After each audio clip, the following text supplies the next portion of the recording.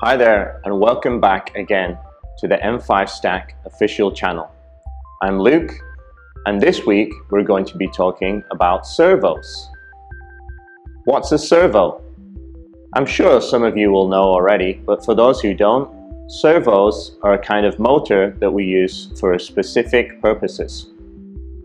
They come in all shapes and sizes, from big to small, and they also have different calibrations. Usually we can tell this by looking on the side of the servo. This one here says 180. This means that it can only turn 180 degrees. We also have 90-degree servos, 360-degree servos, and full rotational servos. But this week we're just going to be using the simple SG90. You can control any of these servos with either the M5 core or the M5 Go modules. We're going to be using this one for our first example with a Grove connector already added. All we need to do is put it into the A port of our M5 Go.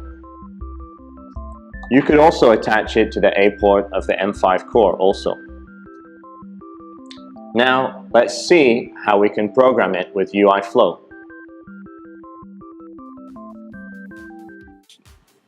First, we'll start by adding a loop.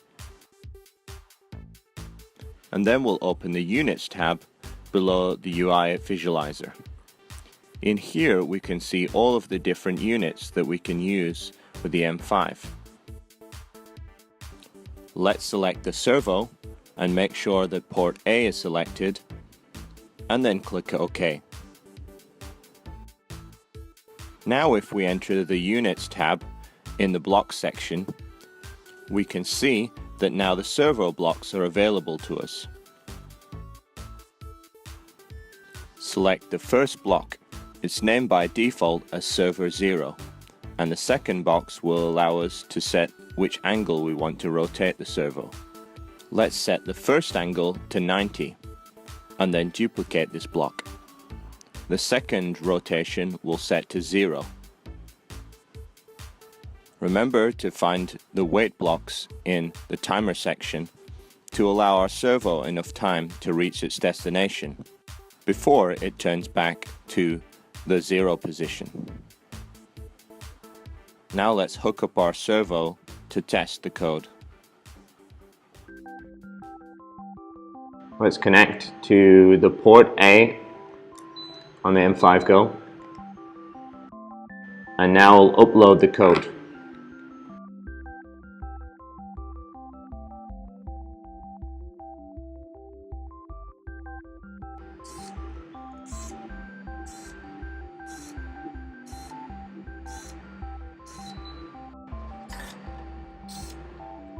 And there we have it. As simple as that, we can control the servo turning back and forth.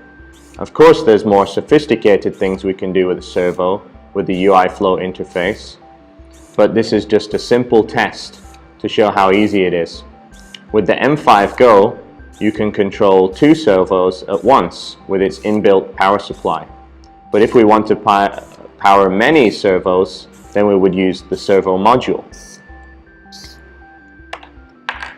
With the servo module, we can control up to 12 servos and use an external power source.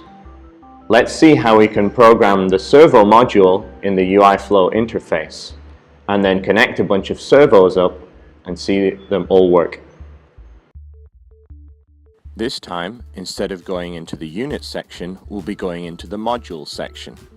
Select Servo from the modules and drag the first block into the coding area. You'll notice this block looks similar, however, the first box allows us to enter the number of the port which we attach the servo to. The process is almost exactly the same as the last program we uploaded, only this time we need to remember to change the port number whenever we add a new servo.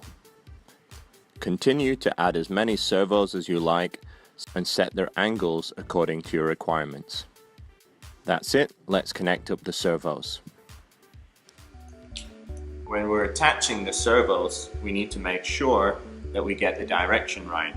Over here we can see that signal is to the far right, followed by voltage and ground.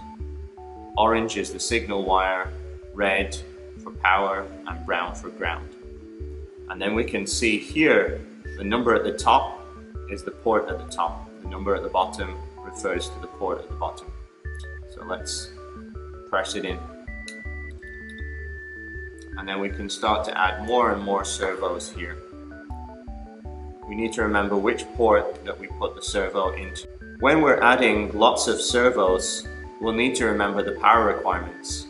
Servos can be quite thirsty on power, so we need to remember to attach the USB cable to power the M5 Go or the M5 Core. And then we're going to need a power supply that's big enough to power all of our servos. We provide some of the power supplies in our store, and with some connectors here for changing the type of connector to go into the M5. We can attach it on the bottom of the M5. This port right next to the power is for uploading new firmware. Okay, now we're all powered up, and now let's upload the code.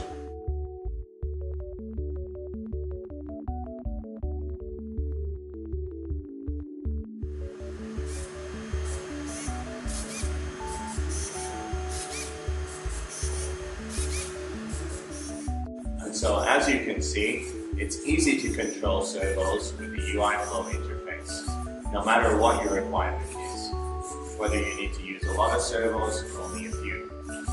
That's it for us today. If you have any comments, please leave them in the comment section.